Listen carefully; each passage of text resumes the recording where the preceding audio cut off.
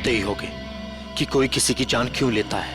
जान लेने की 3 ही वजह होती है, पैसा, प्यार और बदला। मुझे तुमसे बदला लेना है। कैसा बदला? मैं तो तुमको जानता तक नहीं। तुम मुझे नहीं जानते, मगर अंकुश को तो जानते ही होगे ना। अंकुश? अंकुश अनंत, वो मेरे दिल के बहुत करीब था। तुमने उसकी जान ली, अब मैं तुम्हारी जान लूंगा। अंकुश आनंद की मौत का बदला? अरे तुम्हारा दिमाग खराब हो गया है क्या? अरे मुझे निकालो यहाँ से। अरे बचाओ, कोई है? अरे कोई बचाओ। कोई नहीं बचाएगा अब तुम्हें। जिस तरह तुमने अंकुश अनंत को तड़पा तड़पा के मारा था, ठीक उसी तरह मैं तुम्हें तड़पा तड़पा के मारूंगा।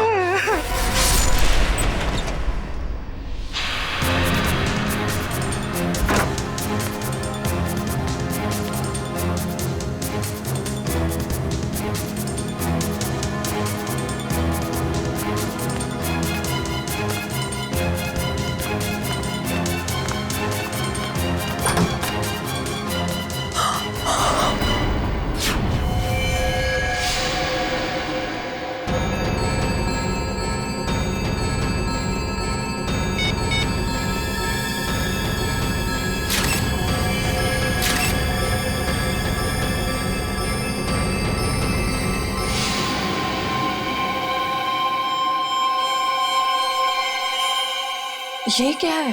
चाकू।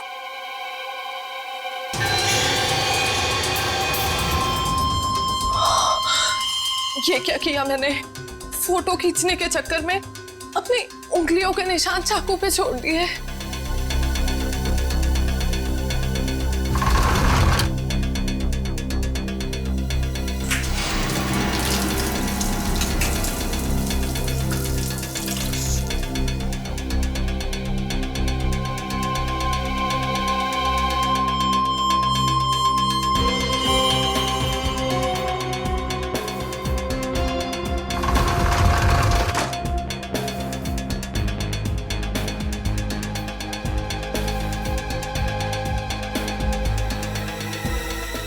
अभी बाहर के पब्लिक फोन से सीआईडी को फोन कर देती हूँ।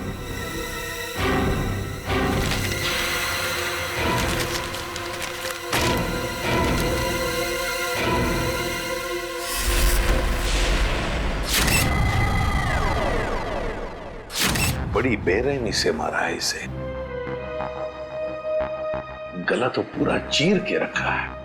देखने से लगता है कि खूनी के दिल में इसके लिए बहुत नफरत थी। हाँ, बदला लेने के लिए किया गया खून है ये। वरना ये देखो, एक पैसे को हाथ नहीं लगाया, एक पैसे को भी।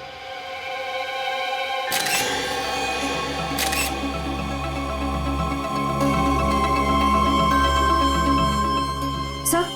हाँ सर ये देखिए, ये चाकू वहां बेड के पास पड़ा हुआ था। सर इस चाकू पे तो जरा भी खून नहीं लगा हुआ है, बिल्कुल साफ है। श्रेया, स्प्रे मार के देखो जरा। सर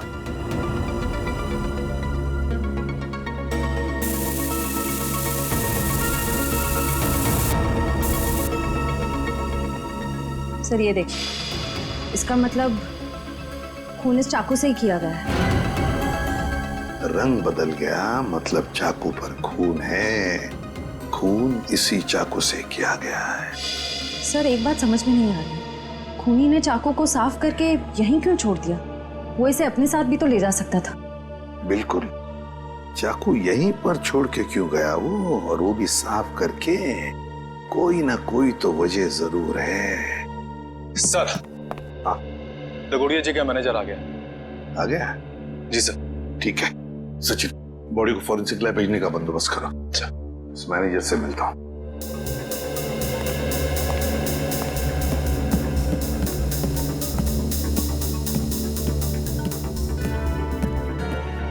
सर ये सब कैसे हो गया सर? मुझे यकीन नहीं हो रहा है सर। सर कल रात को ही तो मेरी दगोड़िया सर से फोन पे बात हुई थी, तब तो सब ठीक था। दगोड़िया जी का किसी के साथ कोई झगड़ा वगड़ा था? कोई दुश्मनी थी? नहीं सर, जहां तक मुझे याद है ऐसा कभी उन्होंने कोई जिक्र नहीं किया। एक लड़की ने हमें फोन किया था, वो कहाँ है? सर लड़की ने? हाँ। नहीं सर, दगोड़िया सर के परिवार में इनके अलावा और कोई नहीं है। दगोड़िया सर अकेले ही थे। तो सर फिर जिस लड़की ने हमें फोन किया था वो कौन थी? सर कहीं वही लड़की खूनी तो नहीं थी? नहीं श्रेया, ये लड़की खूनी नहीं हो सकती। लाश को उठा के ऊपर लटकाना कोई आसान काम नहीं है, ये कोई लड़की नहीं कर सकती। सर एक और बात समझ में नहीं आ रही, लड़की हमें इन्फॉर्म करने के बाद कि खून हुआ है यहाँ पे, खुद कैसे गायब हो गई? डर गई होगी और शायद इसीलिए उसने लैंडलाइन से, मेरा मतलब है पीसीओ से हमें फोन किया होगा। ऊपर जो पैसों से भरी बैग है, क्या जानते हैं आप उस पैसे वाले बैग के बारे में? दरअसल दगोड़िया सर्कल काफी परेशान थे। एक्चुअली उन्हें पता चला था कि उनके घर में इनकम टैक्स की रेड पड़ने वाली है और इसीलिए उन्होंने अपनी सारी मीटिंग्स भी कैंसिल करवा दी थी। अच्छा, तो शायद इसीलिए पैसे ठिकाने लगाने के प्लानिंग में लगे होंगे दगोड़िया जी। और बस उसी वक्त खूनी आ गया और दगोड़िया जी का काम तमाम कर दिया।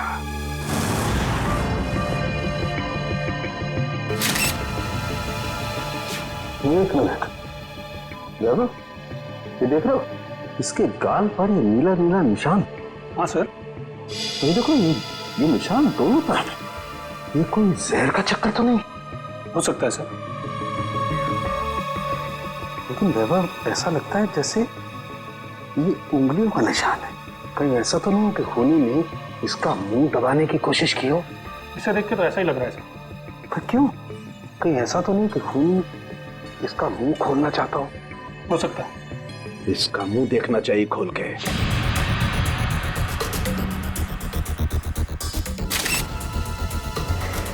जरा फोर्स देना।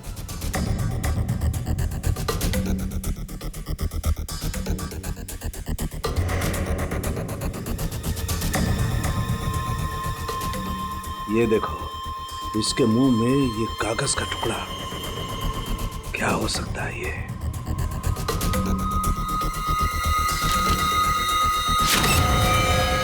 अंकुश आनंद, ये किसका नाम हो सकता है? खूनी अपना नाम लिख करके तो कागज का टुकड़ा इसके मुंह में डालेगा नहीं। नहीं सर। फिर ये चक्कर क्या है? अरे देखो, कागज के दोनों तरफ खून भी लगा हुआ है। साळुंखे, ये कागज तुझे दगोड़िया के मुंह में से मिला? हाँ बॉस, मुझे भी बड़ा ताजुब हुआ। कोई खूनी किसी के मुंह में कागज रख के क्यों जाएगा? सर ये भी तो हो सकता है कि ये कागज खूनी ने उनके मुंह में ना रखा हो, बल्कि उन्होंने खुद मरने से पहले ये कागज खूनी से बचाने के लिए अपने मुंह में खुद ही डाल दिया। हाँ सर, हो सकता है उनकी मौत इस कागज की वजह से ही हुई हो सकता है वो ना चाहते हो कि ये कागज खूनी के हाथ लग जाए, इसीलिए उन्होंने इस कागज को अपने मुंह में छुपा लिया। नहीं श्रेया, मुझे नहीं लगता कि कागज उन्होंने खुद अपने मुंह में छुपाया, बल्कि जिस तरीके के नीले निशान उनके गालों पर पड़े हुए थे, मुझे तो ये लगता है कि खूनी ने जबरदस्ती उनका मुंह खोला और बाद में ये कागज उनके मुंह में ठूस दी। साळुंखे, खून से सने कागज पर लिखा है अंकुश आनंद। ये जो खून है, क्या दगोड़िया के मुंह के अंदर कोई चोट के निशान या फिर कोई खून था? नहीं बॉस, लाश के मुंह में किसी किस्म का कोई जख्म या कोई चोट का निशान नहीं था। मुझे लगता है कि खूनी ने पहले दगोड़िया साहब को मारा और उसके बाद ये कागज उनके मुंह में रख दिया। ये जो खून लगा है कागज पे, ये खूनी का है? नहीं सचिन, ये खून दगोड़िया साहब का है, मैंने चेक कर लिया बॉस। सर, इंटरनेट पे ये नाम सर्च किया मैंने, अंकुश आनंद। इस नाम के दो लोग हैं सर, एक है चेन्नई में और दूसरा नासिक में। पता लगाओ इन दोनों के बारे में। इन दोनों में से एक का संबंध तो जरूर होगा, इस दगोड़िया के साथ जरूर होगा। हेलो, हाँ, कहाँ पे? ठीक है, हम लोग पहुंचते हैं। सर एक और खून हो गया है, लेखक मुकेश कुमार का। लेखक मुकेश कुमार? मतलब एक और लेखक का खून? तो फिर जरूर इस मुकेश कुमार और दगोड़िया के खून में कोई ना कोई संबंध है, कोई ना कोई संबंध जरूर है।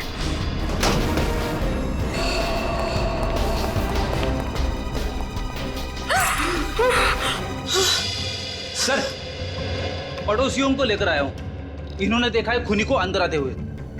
इन लोगों को क्राइम सीन पे लाने की क्या जरूरत थी? वहां पे तो रोक सकते हैं ना? जी कहिए, क्या देखा आप लोगों ने? सर मैं घर की बालकनी में अखबार पढ़ रहा था, तभी मैंने देखा कि एक आदमी ट्रॉली में इस बॉक्स को रखकर घर के अंदर जा रहा है। ये ग्लास बॉक्स लेके जब वो घर के अंदर जा रहा था तो उसने हाथ में ग्लव्स पहने थे? नहीं सर, ग्लव्स नहीं पहने थे। अच्छा, ये आदमी अकेला था या फिर इसके साथ कोई और भी था? वो अकेला था। तुमने उसका चेहरा देखा? स्केच बना सकते हो? नहीं सर, चेहरा तो याद नहीं। पर हाँ, उसका बायां कंधा बार बार हिल रहा था, जैसे कि कोई कपकपाहट हो रही हो।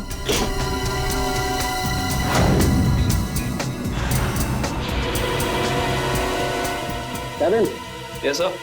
एक मिनट।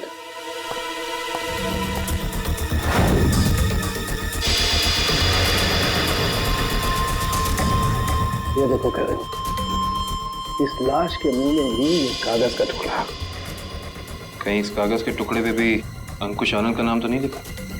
देखना पड़ेगा।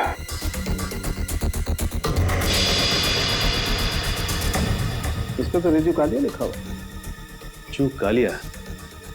ये तो रिजू कालिया इनकी किताब का ही एक किरदार है, और उसकी भी मौत कहानी में बिल्कुल इसी तरह से हुई थी, दम घुटने की वजह से। इसका मतलब ये अंकुश आनंद, ये भी दगोड़िया की किसी किताब का किरदार है, और ये सारा का सारा काम सीरियल किलर का है, तो एक के बाद एक लेखकों को बिल्कुल उसी तरह से मार रहा है जैसे कि लेखक अपनी कहानी में किरदार को मारता है। ऐसे ही लगता है। सालुंके सर, ये ग्लास बॉक्स पे कोई फिंगरप्रिंट्स मिले अभी तक कि नहीं? अभी कागज ढूंढा यार, फिंगरप्रिंट्स अभी ढूंढना बाकी है।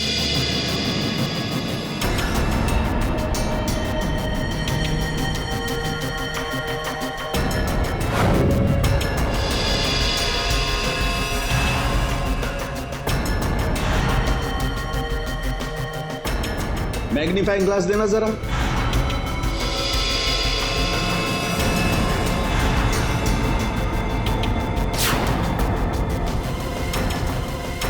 ये कैसे निशान है? कैसे निशान मतलब? डैडी, मैंने अपनी पूरी जिंदगी में उंगलियों के निशानों पर अंग्रेजी के अक्षर छपे हुए नहीं देखे। उंगलियों के निशानों पे अंग्रेजी के अक्षर? हाँ काविन, दिखाता हूँ। जरा वो ग्लास दे। ये लीजिए।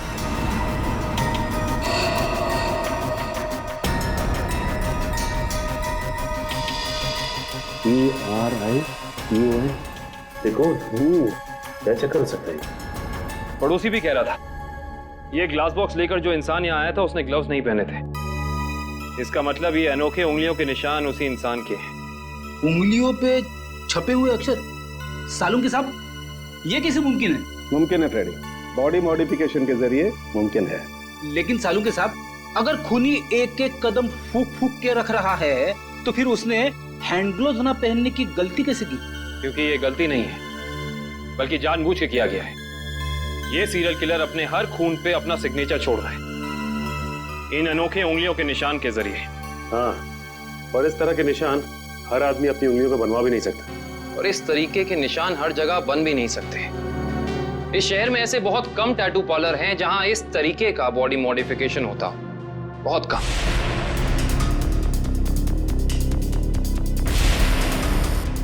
यस, ये बॉडी मॉडिफिकेशन आपने किया है? No sir. क्या आपने बनाया?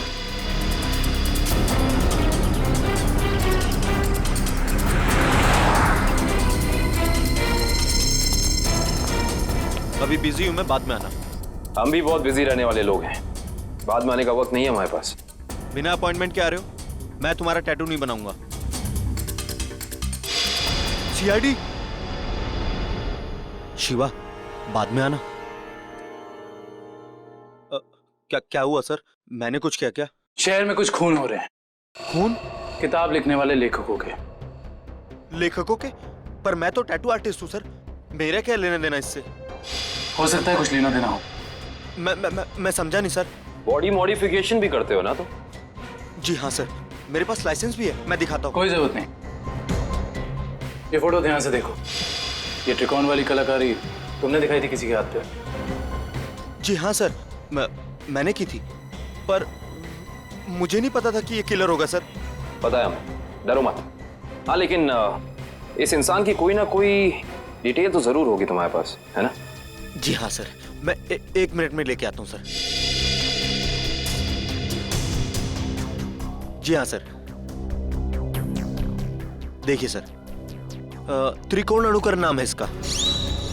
त्रिकोण अनुकरण? ये किसी आदमी का नाम है या किसी एनजीओ का? त्रिकोण मतलब ट्रायंगल और अनुकरण मतलब किसी की नकल करना। मतलब कोई ट्रायंगल बना के किसी की नकल कर रहा है? शायद त्रिकोण नाम का कोई पुराना सीरियल किलर रहा हो जिसकी नकल ये वाला खूनी कर रहा है। एक काम करते हैं, अपनी डेटाबेस में चेक करते हैं कि त्रिकोण नाम का कोई क्रिमिनल था क्या। हाँ निखिल, त्रिकोण नाम का सीरियल किलर कहाँ पे? कौन सी जेल में है? शांति नगर। ओके ओके ठीक है, थैंक यू। चलो, एक त्रिकोण का पता तो चला है जो ठीक उसी ढंग से लेखकों का खून करता था जैसे अभी हो रहा है, लेकिन वो पिछले 4 साल से जेल में है। मतलब या तो ये खूनी जेल से बाहर निकल के मार रहा है या फिर कोई त्रिकोण की नकल कर रहा है। अब जी, सारांश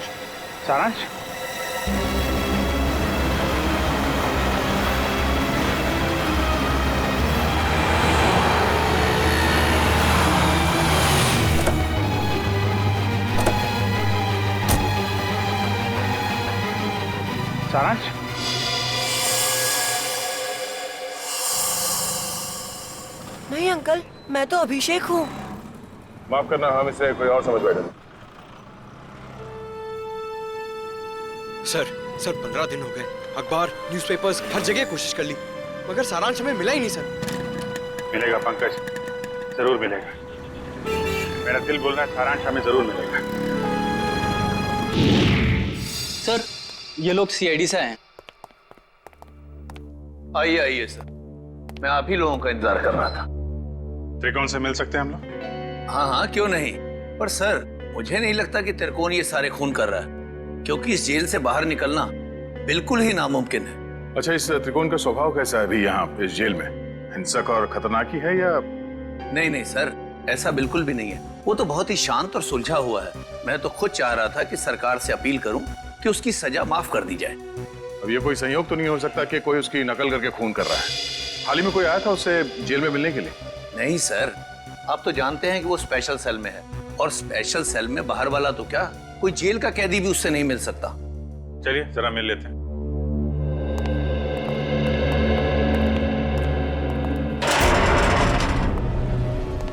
त्रिकोण, देखो तुम्हारे लिए आज कितने खुशी का दिन है। इतने सालों के बाद तुमसे सीआईडी वाले मिलने आए। क्या बात है जेलर साहब, आज आपका कानून मुझ पे इतना मेहरबान क्यों है? मेहरबान नहीं हुआ, बस ये समझ लो कि तुमसे ये पूछने आए कि जेल में बैठे बैठे तुमने दोबारा खून करना कैसे शुरू कर दिया? कमाल है आप लोगों का भी। इतने सालों से मुझे इस जेल में कैद करके रखा है, लेकिन शक करने की आदत आप लोगों की गई नहीं। तो फिर कौन है वो जो बाहर लेखकों के खून कर रहा है ठीक तुम्हारी तरीके से, और तुम्हारी तरीके से कंधे उचकाता है? कौन हो सकता है जो मेरी तरह खून कर रहा है? शायद तुम्हारा कोई परिवार वाला, कोई दोस्त या कोई रिश्तेदार। कोई नहीं है मेरा। बचपन अनाथालय में बीता है और जवानी जुर्म की सड़कों पर। तो तुम ये कहना चाहते हो कि तुम्हारे खून करने के तरीके के बारे में किसी और को मालूम नहीं है?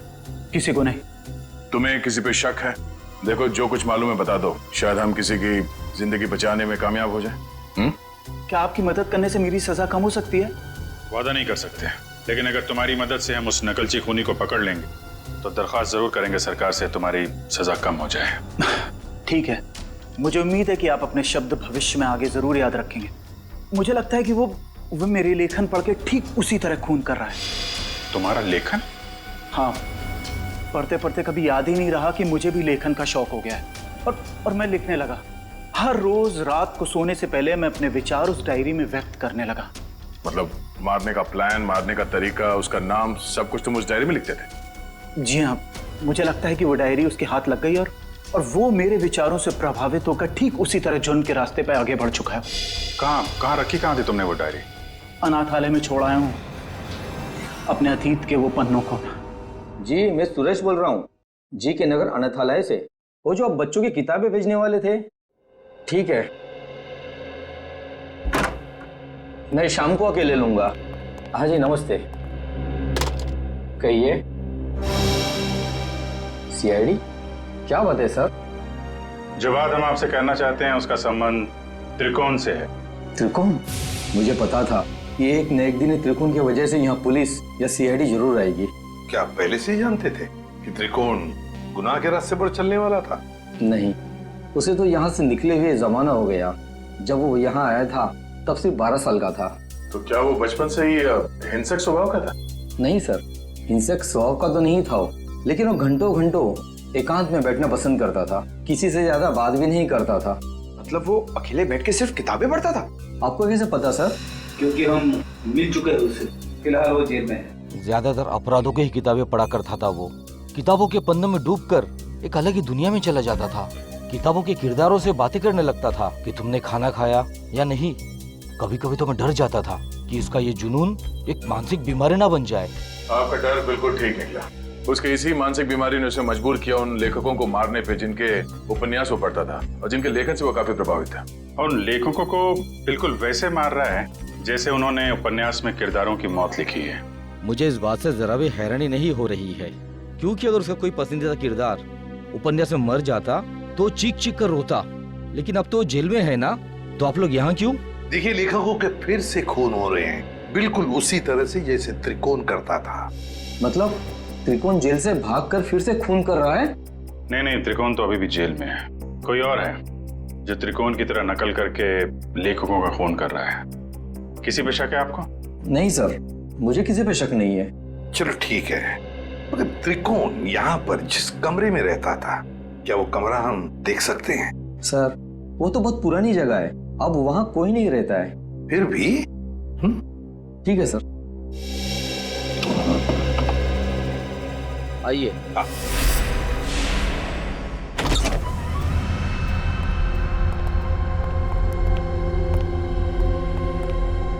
तो ये है त्रिकोण का कमरा। मैनेजर साहब, त्रिकोण के पास एक डायरी हुआ करती थी, कुछ जानते हो उस डायरी के बारे में? नहीं सर, हमें तो ऐसी कोई डायरी नहीं मिली। वैसे आप देख सकते हैं सर, यहाँ पे कुछ पुरानी किताबें पड़ी है, शायद उसमें हो। देखो फ्रेंड, किताबों को ऐसे क्यों रखा गया? संभाल के क्यों नहीं रखा? ऐसे तो दीमक खा जाएंगे इसे। माफ करना सर, दरअसल इस कमरे की तरफ मैंने ध्यान ही नहीं दिया।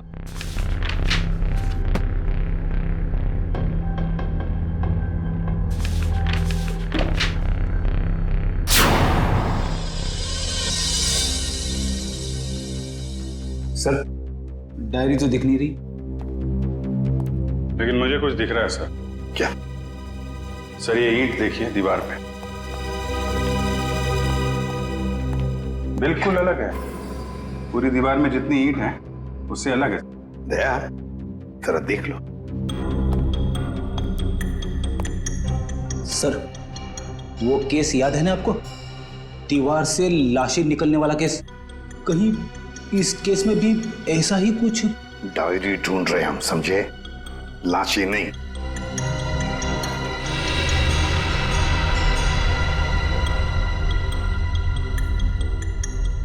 नहीं फ्रेडी, क्या लाश तो दूर, एक किताब भी नहीं रख सकते हैं। सर, देखिए, फाइल कार्ड है।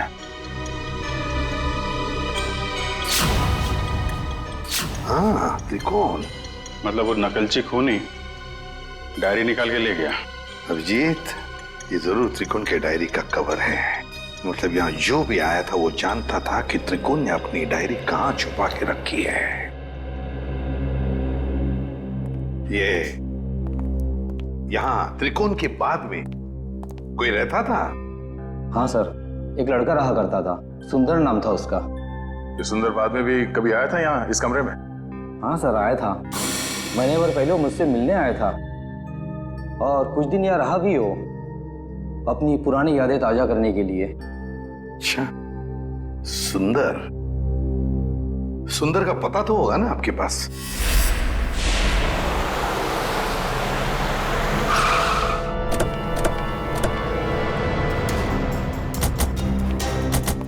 वाह भाई वाह, कितना आलीशान घर बनाया सुंदर ने।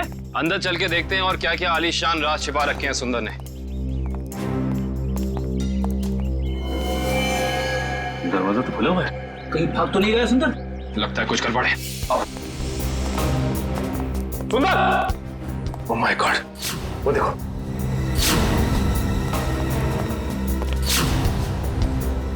लगता है ये मर चुका है। गोली मारकर जान ली है इसकी, वो भी 3-3 गोलियां। खून भी गीला है, मतलब कातिल आसपास ही है, यहीं कहीं। गोली चलने की आवाज इस तरफ से, चल देखते हैं।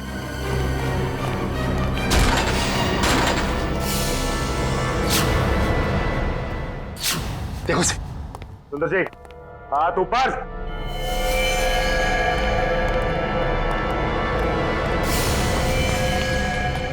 माय गॉड, खूनी बाहर है। दिव्या, विक्रम, पकड़ो उसे।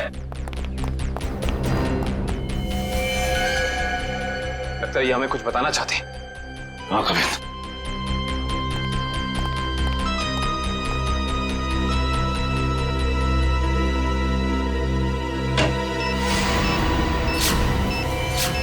यहाँ बॉम्ब है, सिर्फ 30 सेकंड बाकी है, निकलते हैं यहाँ से। चलो चलो जल्दी। चलिए जल्दी। मैं मेरी मीना को ऐसा छोड़ के नहीं जा सकता। मीना, मीना, अरे रुक जा, मर जाएगा।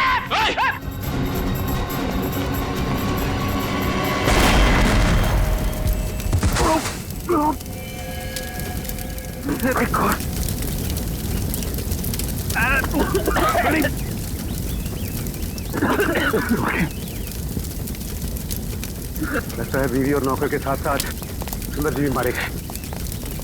सर, आप लोग ठीक तो हैं सर? हाँ, हम सब ठीक है। उस खूनी का क्या हुआ? सर, वो निकल गया। निकल गया? वाह, मतलब तुम लोग समझ पाने से पहले ही ब्लास्ट हो गया। वो आदमी तुम्हारे हाथ से निकला और ब्लास्ट पे मर गया। वाह। हाँ सर, वो सुंदर की पत्नी और नौकर को तो पहले ही मार चुका था। बस वो यही चाहता था कि सुंदर भी मर जाए और हम ये केस बंद करते हैं। सचिन, तुम्हारे कहने का मतलब है कि सुंदर असली सीरियल किलर नहीं है? नहीं सर, उस किलर को हमने भागते हुए देखा सर। हम लोग उसे पकड़ नहीं पाए। सर एक बात और, जब वो भाग रहा था तो अपने कंधे को बार बार झटक रहा था सर। असली किलर भागते वक्त कंधे झटक रहा था। सुंदर असली किलर नहीं है।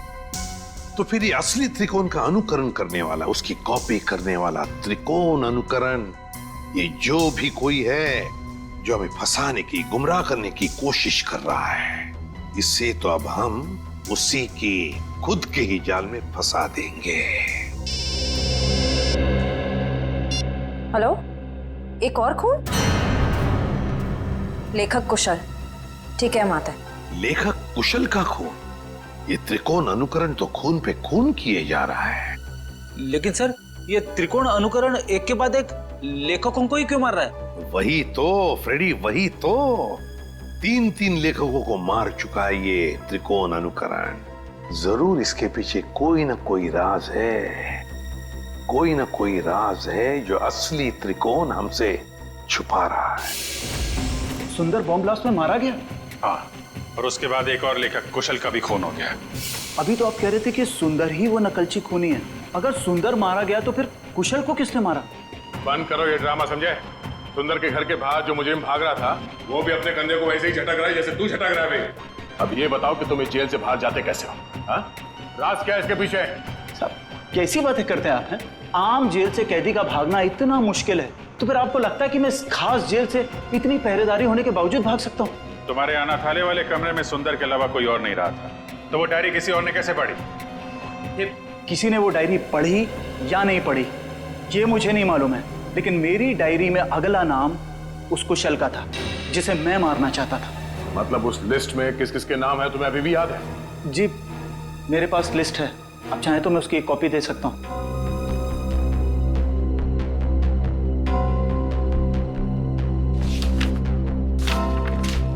पहले देना चाहिए था, शायद कुशल की जान बच जाती। मुझे इस चीज की उम्मीद नहीं थी। आशा करता हूं कि आगे किसी और की जान नहीं जाएगी। दीपक, आखिरी नाम दीपक का है। खून किया है तुमने, खून। मैंने किसी का खून नहीं किया। मैं तो एक मामूली सा लेखक हूँ। शेखर? भूल गए शेखर को? कौन शेखर? मैं किसी शेखर को नहीं जानता। तुम्हारी किताब खूनी मंजिल का किरदार शेखर। अरे पागल हो गया क्या? वो कोई असली में शेखर इंसान थोड़ी ना है। वो तो मेरी कहानी का एक कैरेक्टर है, मेरा पात्र है वो। चल राइटर साहब, आपको थोड़ा सेंसिटिव होना चाहिए। आप इस तरह जल्दी करेंगे तो कैसे चलेगा? हाँ, अब आप भी जरा इस दर्द को महसूस करिए। सर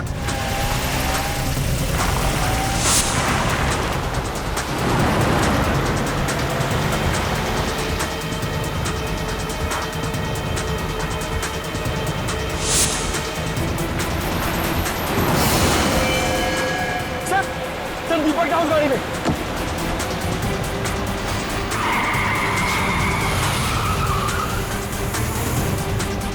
उसमें? हाँ सर।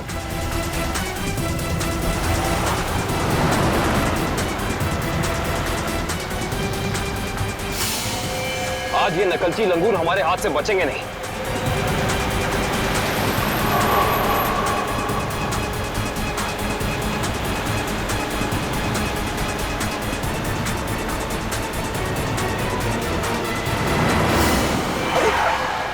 ये कौन आ गया?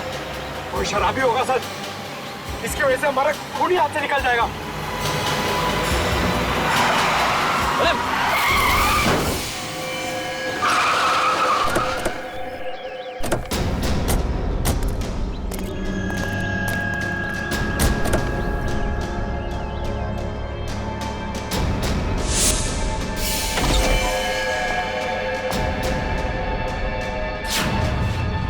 इनका तो बहुत खून भरा है।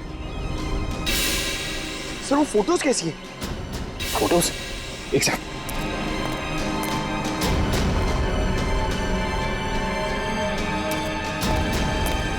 ये देखो, ये तस्वीरें केसी डगोडिया के क्राइम सीन की तस्वीरें इनके पास। ये फोटोज इसके पास कैसे आई सर? ये कोई जर्नलिस्ट या रिपोर्टर तो नहीं? जर्नलिस्ट को तो वहां अंदर आना अलाउ नहीं किया था। सर इसका मतलब ये हमारे पहुंचने से पहले वहां पहुंच गई थी। हो सकता है पंकज, कहीं ये वही लड़की तो नहीं जिसने हमें फोन करके बुलाया था। इसका होश में आना बहुत जरूरी है। दिव्या, पानी की छींटे डालो।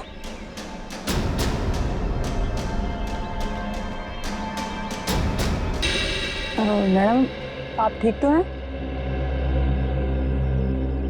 आप ठीक तो है ना? हाँ मैं ठीक हूँ। हम लोग सीआईडी से हैं। ये तस्वीरें आपके पास कहाँ से आई? वो देखिए मैडम, जो भी आपको पता है हमें सब साफ साफ बता दीजिए, वरना इन लेखकों के खून में आप फंस जाएंगी। देखिए सर, मैं तो डगोरिया साहब की असिस्टेंट हूँ। वो मेरी मदद कर रहे थे मेरा पहला क्राइम नॉवेल लिखने में, लेकिन उस दिन जब मैं उनके यहाँ पहुंची तो उनका खून हो चुका था। फिर मेरे दिमाग में एक आइडिया आया। मैंने सोचा कि क्यों ना मैं इस पे एक नॉवेल लिखूं। बस इसीलिए मैं आप लोगों का पीछा कर रही थी, ये जानने के लिए कि आप लोग कातिल को कैसे पकड़ेंगे। आप हमारा पीछा कर रही थी, इसका मतलब आप जानती थी कि हम कौन हैं। हाँ। अपनी नॉवल में ये भी लिख देना कि तुम्हारी वजह से खूनी हमारे हाथ से निकल गया। देखिए सर, मुझे माफ कर दीजिएगा, मैंने ये सब जानबूझ के नहीं किया। वो मेरी गाड़ी का ब्रेक अचानक फेल हो गया था, इसीलिए। सुनिए, अगर आपकी इस गलती की वजह से दीपक को अपनी जान गंवानी पड़ी ना, तो ये कानून आपको कभी माफ नहीं करेगा।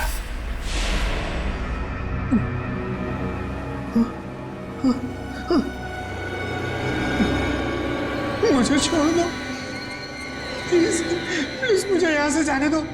जाने ही तो दे रहा हूँ तुझे। बहुत जल्द तू भी शेखर के पास पहुंच जाएगा। इसी तरह कुर्सी पर बांधकर मौत दी थी ना तूने उसे, अब तोहफे में तुझे भी यही मौत मिलेगी। बस थोड़ा सा इंतजार। इस मौत के उपन्यास का लेखक रचयिता भी आ रहा है तेरा साथ देने के लिए। त्रिकोण। सर जेलर साहब अंदर नहीं है। जरा बुलाओ ना, हमें त्रिकोण से मिलना है। सर जेलर साहब तो त्रिकोण को लेकर हॉस्पिटल गए हैं, उसे अचानक से दिल का दौरा आया है। दिल का दौरा? कौन सा हॉस्पिटल गए? अरे आप लोग? त्रिकोण कहाँ है? आईसीयू में है। क्या बात हो गई? झूठ बोलता है वो हमसे। अब भी कुछ है जो हमसे छुपा रहा है। चलिए दिखाइए। आइए।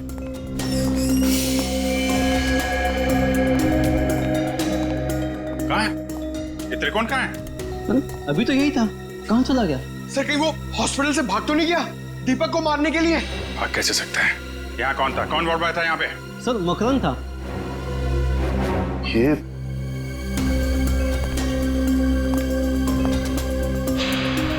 अभिजीत, तो बेहोशी की दवाई है। अभिजीत ये देखो, मकरंद का पैर नीचे गिरा पड़ा है। ये बेहोशी की दवाई कहीं मकरन को कुछ हो तो नहीं गया? नहीं सर, अभी कुछ देर पहले ही देखा मैंने उसे। किसी मरीज को हॉस्पिटल के बाहर लेके जा रहा था वो। ये मकरंद अभी वापस आएगा? नहीं सर, उसकी ड्यूटी खत्म हो गई। इसमें कहाँ मिलेगा वो? सर, दारू के ठेके पे। अच्छा, तो ये है मकरंद जी। हाँ सर, ये बार में बैठ के अपने दोस्तों के साथ शराब पी रहा था और अपने जुर्म के किस्से चटकारे लेकर सुना रहा था सर। तो हमने सोचा क्यों ना इसे ब्यूरो में ले चले, इसकी अच्छी तरह से खातिरदारी करें। वाह वाह वाह सचिन, ये तुमने बहुत अच्छा काम कर दिया। क्यों मकरंद जी, अब हमें भी सुनाओगे ना अपने कारनामों की कहानियां? क्यों, बताओ। साहब, मुझे 1 लाख रुपए दिए गए थे उस मरीज को अपने वार्ड से बाहर लाकर गाड़ी में बिठाने के लिए। क्या? हाँ साहब। 1 लाख रुपए के लिए अपने आप को बेच दिया तुमने? किसने दिए थे पैसे तुम्हें? साहब, ये मत पूछे, अगर उसे पता चला कि मैंने उसका नाम बता दिया तो वो मुझे। अच्छा, तो तुम्हें क्या लगा हम तुम्हें ऐसे ही छोड़ेंगे? और खातिरदारी करेंगे हम तुम्हारी, ऐसी खातिरदारी कि जिंदगी भर याद रखोगे। क्यों सचिन? बिल्कुल सर। अरे नहीं साहब, इसकी क्या जरूरत है? मैं बताता हूँ ना साहब, बताता हूँ मैं। फिर बताओ जल्दी। ढूंढो इस घर को अच्छी तरह से ढूंढो। देखो कहीं छुप कर बैठा है क्या? कोई ना कोई सुराग तो जरूर मिलेगा।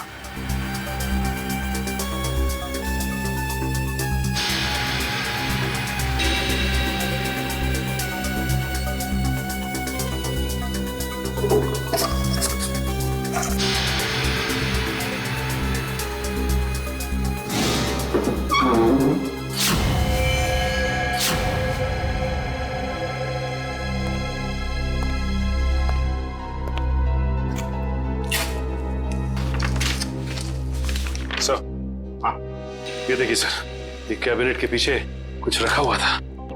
कागज है? हाँ सर, पेपर्स ही है। डायरी के पन्ने हैं? अरे ये तो त्रिकोण की डायरी के पन्ने हैं। यही तो हम ढूंढ रहे थे उस अनाथ आश्रम में। My God! क्या हुआ सर? श्रेया, इसमें लिखा है कि दीपक वो आखिरी लेखक है, दीपक जिसकी वो जान लेना चाहता है। इसका मतलब दीपक की जान को खतरा है? सिर्फ दीपक की जान को ही नहीं, उसकी अपनी जान को भी। क्योंकि दीपक को मारने के बाद लगता है उसकी जिंदगी का मकसद पूरा होता है और फिर वो अपनी जान खत्म करना चाहता है। मतलब सर, इस नकलची खूनी ने त्रिकोण को सिर्फ इसलिए अगवा किया हॉस्पिटल से ताकि वो उसे मार सके, और फिर वो उन दोनों को वहीं पे मारेगा सचिन, वहीं पे मारेगा जहां से लेखन शुरू हुआ है, उस अनाथ आश्रम में, उस अनाथ आश्रम के कमरे में। ये ठीक नहीं है, इसका अंजाम बहुत बुरा होगा। तुम्हें अंजाम की फिक्र कब से होने लगी त्रिकोण? और ये सारा खेल तो तुमने ही रचा था। मैं तो बस इसे इसकी मंजिल तक पहुंचा रहा हूँ। मुझे अपने द्वारा रचे इस गुनाह की गहराई का अंदाजा हो गया है। हम दोनों को मारकर भी तुम्हें वो शांति नहीं मिल सकती जिसके लिए मैंने इतने खून किए।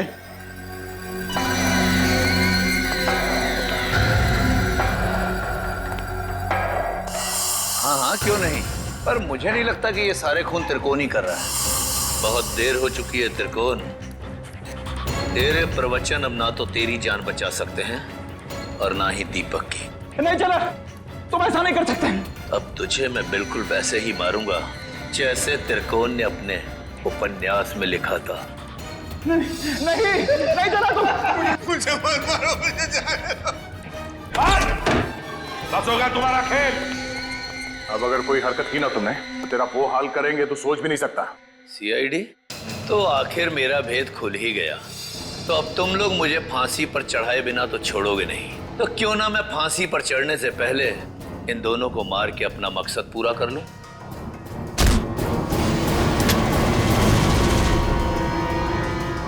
जेलर साहब उर्फ त्रिकोण अनुकरण बहुत झोंक लिया दुनिया की आंखों में धूल।